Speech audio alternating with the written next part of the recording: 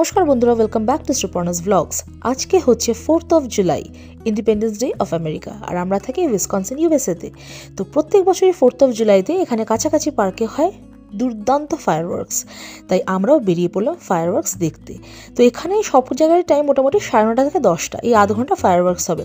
আর দেখুন, অন্যান্য দিনের থেকে কিন্তু একদমই আলাদা। রাস্তা দুদিকে গাড়ি ভর্তি আর প্রচুর লোকজন রাস্তা দিয়ে হাঁটছে, যেটা কিন্তু সাধারণত এখানে দেখা যায় না। কারণ এই সময় ফায়ারওয়ার্কস হয় বলে সবাই কিন্তু ফটাফট পার্কিংটা করে নেয় আর হেঁটে হেঁটেই যায়, এবং পুলিশও সেইভাবে সব কিছু নিয়ন্ত্রণ করে যাতে সবাই খুব সেফভাবে সব কিছু দেখতে পারে। তো আমরা যেখানে ফ্র্যাঙ্কলিনে থাকি সেখানে কিন্তু আমরা এসেছি ফ্র্যাঙ্কলিন যে পাবলিক লাইব্রেরি, তার সামনেই কিন্তু হবে ফায়ারওয়ার্কস, সেটা দেখার জন্য। আর দেখুন, পার্কিং তো কোথায় পাচ্ছি না, অনেক কষ্টে উল্টো দিকের একটা গলিতে অনেকটা প্রায় 1 কিলোমিটার গিয়ে কিন্তু আমরা পার্কিং পেয়েছিলাম। তো এখানে দেখছেন যে আমরা পার্কিং করছি আর উল্টো দিক দিয়ে কত লোকজন যাচ্ছে ওই লাইব্রেরির সামনে বসে একটু ফায়ারওয়ার্কস দেখবে বলে। এখনও কিন্তু ফায়ারওয়ার্কসের প্রায় ঘন্টাখানেক মতো বাকি, কিন্তু সবাই গিয়ে কিন্তু ওখানে সিট নিয়ে নেবে। আর দেখুন, কেউ নিয়ে যায় বিচ টাওয়েল, কেউ নিয়ে যায় পিকনিক ম্যাট। তো 4টে করে আমরা চেয়ার নিয়ে নিয়েছি, তো সবাই পিছে নিয়ে সেটা যাচ্ছি। আর দেখুন, এই সাইডটা ডান দিকটা কোনো পার্কিং ছিল না, আর এখানে কিন্তু প্রপারলি লিখে দিয়ে গেছে যে টেম্পোরারি পুলিশ অর্ডার করেছে এই দিকটা পার্কিং হবে না। তো ওরা এইভাবেই পার্কিংটা করে, একদিকে গাড়ি পার্কিং করা যায় আর দিক দিয়ে যাতে মানুষ হেঁটে যেতে পারে। তো দেখুন, আমরা এসেছি প্রায় এখন 8:45 মতো বাজে, কিন্তু এখানে কিন্তু ভিড়টা তার অনেক আগে থেকেই জমে গেছে। কেন বলুন তো? জানেন তো, আমাদের এখানে লাইব্রেরির এখানে একটা ছোটোখাটো মেলা মতো হচ্ছে। তো আজকে আর মেলার দিকে যাব না, মেলাটা এখন চলবে 6 তারিখ অবধি। তো তখন যাব, যখন আপনাদের সাথে শেয়ার করবো। ওই দেখুন, দূরে দেখা যাচ্ছে কত রকম যে রাইড এসছে। তো এইখানে কেউ পিকনিকের মতো নিজের ফ্যামিলিকে নিয়ে বসেছে, কেউ খাবার দাবার নিয়ে বসেছে, কেউ আবার সুন্দর ছোটোখাটো টেন্ট লাগিয়েছে। তো আমরা ভাবছি কোথায় যে বসবো। তো এত ভিড়, কিন্তু আমরা ভাবলাম যে চলে যাক, সামনে গিয়ে দেখা যাক যদি কোনো জায়গা পাওয়া যায়।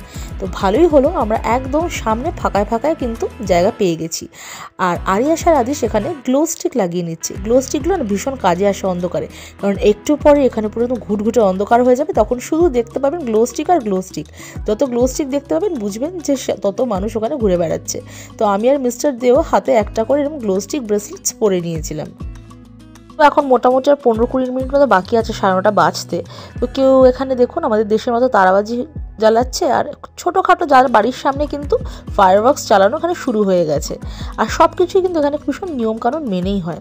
তো দেখুন, আমাকে তো দেখা যাচ্ছে না, গ্লো স্টিক দিয়ে দেখানোর চেষ্টা করছি যে এই দেখুন আমি এখানে বসে আছি, আর অন্ধকারে শুধুই গ্লো স্টিক দেখা যাচ্ছে। তো আমরা ওয়েট করতেই আর কিছুক্ষণের মধ্যে কিন্তু ফায়ারওয়ার্কসটা শুরু হয়ে যাবে। তাই আমি এখন আর কথা বলবো না, আপনারা এনজয় করুন ফায়ারওয়ার্কস।